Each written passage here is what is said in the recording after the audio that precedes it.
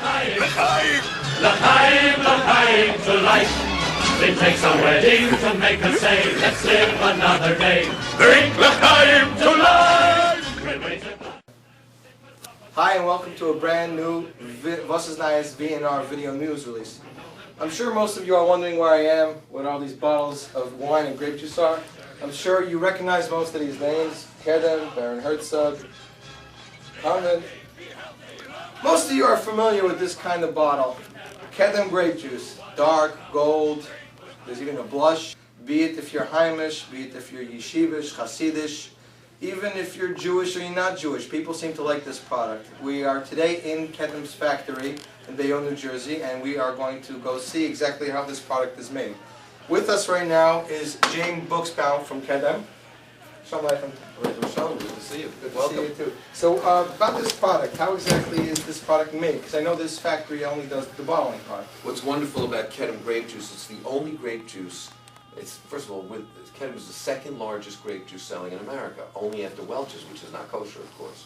And Kedem grape juice is made from 100% Concord grape juice, grown in upstate New York. It's simply crushed grape juice and then just processed in a way to make it as natural as possible and to keep it stable on the shelf. That's how it's made. It's crushed upstate in our winery in Marlboro, New York, and then it is shipped down here in tanker trucks. And a little bit later on, we'll show you how the grape juice is bottled. That's great. Now, I was asking you before exactly how old Kedem was, and I couldn't get over the dates that you were giving me. In Czechoslovakia, Kedem was started as a winery, and that's how the name Baron Herzog came about, because it was such a good winery that the local prince named the Herzog family as their supplier of good wines. And of course, for themselves, they made kosher wines. But that's when it was started, 1848 in Czechoslovakia.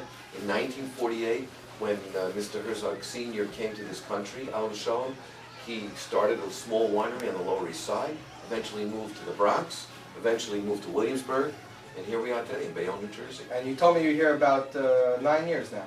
That's correct. Now, before we just go there, how big exactly is the bottling plant? Oh, wait till you see it. That's all I can tell you. We have, I think, 7 lines, one of which is completely hands-off, and all that happens is that people watch it so that we make sure that the product that goes through is correct. Each and every bottle is correctly made, but you'll see it when we get there. And grape juices, you have, well, I would say 3 or 4 different kinds here, right? Oh, there's quite a few different kinds. In fact, if you take a look, we have white grape juice, of course red grape juice, there's even palm grape juice, which is a combination of pomegranate and juice and grape juice, and even an entire line of sparkling grape juices. And the gold. And the gold. And the peach. And peach flavored. Wow. So there's quite a number of grape juices, but of course the mainstay is always the regular Kedem 100% Concord grape juice. Okay, well, let's go see the factory. Well, that's for the grape juice. We also, in this factory, are also bottling all the Kedem wines. And this is really wonderful because some of these wines are made, perfectly for those people who like light wines for their Seder, and even richer and heavier and memorable wines from their youth. So those are the wines and grape juices that are made here. Wait, these wines are bottled in the factory here, not upstate? That's correct. Wow, I didn't even know that. Well, you'll find out in just a few minutes. Thanks, Jay. You're We'll welcome. see you a little later. See you a little bit later. Thanks. We're fortunate enough to have with us today Eli Herzog, who's the 8th generation of Herzogs in the wine business for the Kedem family of wines. And Eli is going to tell us a little bit about how the process works. So Eli, please. The product comes down in our tankers from Marlboro, and it goes into a designated tank where it's been filtered, and from there it goes into one of the storage tanks, and from there it goes straight into the bottle. Now we'll see the tanker where it comes into. This is the tanker that comes in from Marlboro and that goes directly into the filter. Ellie, how many gallons is in the tank? 5,700. Well, how many bottles does that make? Pipe. Jay, what do you say? How many bottles does that make? There's approximately 2.5 gallons per case. So if there's 5,700, you're looking at probably 1,000 cases. These are the storage tanks. From these tanks it goes into the lab where it's tested and make sure it's ready to be bottled.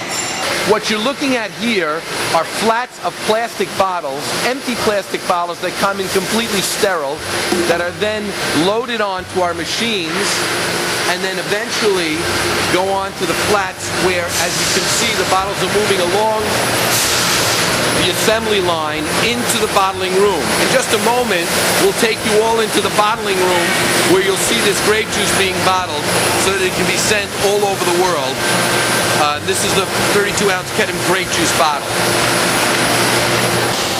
As you can see, these are where the bottles end up coming in. Even though they come in sterile, every single bottle is washed and sterilized once again before the grape juice is bottled back down there on the round, what looks like a merry-go-round, where the bottles are filled with the final Kedem grape juice. It then goes down the line. It is then capped and eventually goes through a tunnel where it is then once again sterilized with heat so that it is shelf stable when you get it to your home and you can chill it and then enjoy it. As you can see, it's a completely closed system. No hands ever touch this, and as a result, you have a really perfect product. At this point, there is still some, as you can see, a little bit of red juice because they fill it so totally full.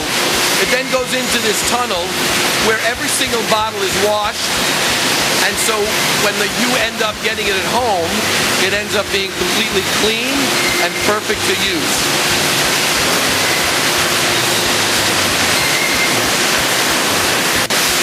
The plant at this point of the bottling, here's where it's next to the final part of the bottling, where once again there is very strong, kind of like going through a car wash, there's a very strong wind that comes out of those black areas that completely rinses and dries the bottle, where eventually it will get labeled and put into boxes, again automatically, to be sent out to the various stores throughout the nation and the world.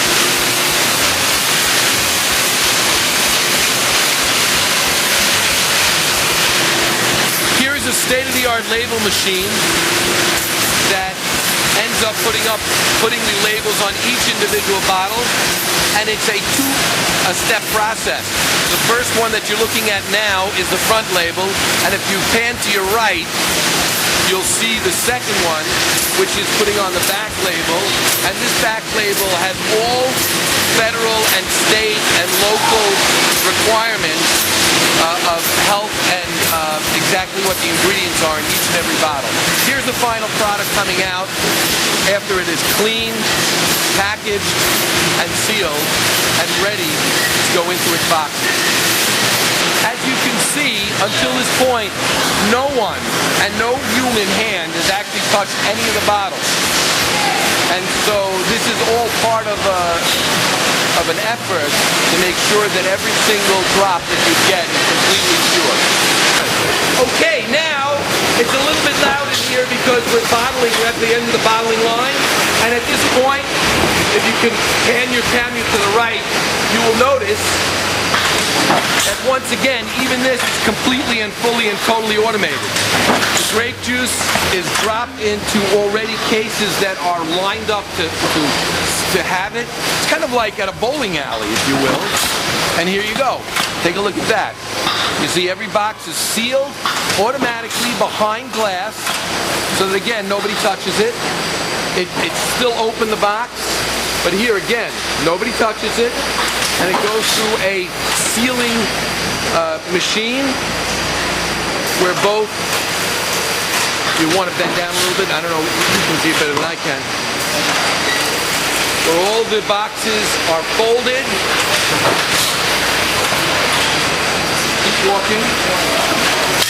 And here's the taping machine where the red tape acts as yet another seal to make sure that it's perfect when it gets to you in the store and eventually into your refrigerator or onto your shelf at home. Okay, we're reaching the end of the process. Here, every individual case is loaded onto an area, you pan to your left, where it is stacked and put together in rows, what we call flats, which eventually will go onto a pallet, if you can look at the pallet down there.